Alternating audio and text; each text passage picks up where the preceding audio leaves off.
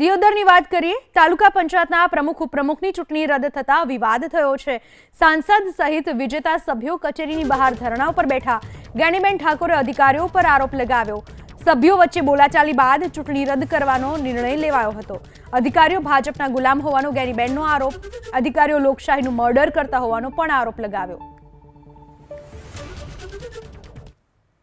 ચૂંટણી અધિકારી કોઈની સરકારની ભલામણ કે સરકારની મિલીભગત અને એમના આદેશ પ્રમાણે જે સમય મર્યાદા નક્કી કરેલી હતી એના કરતાં 1 કલાક લેટ આવ્યા અને આવ્યા પછી જે અગાઉ એમને એડવાન્સ પ્રી પ્લાન બનાવ્યો હોય એ પ્રમાણે ભારતીય જનતા પાર્ટી પાસે બહુમતી ન હોવાથી એમની પાસે બહુમતી નથી, માત્ર એમના 10 સભ્યો હતા, એટલે તાલુકા પંચાયત એમની બનવાની નથી।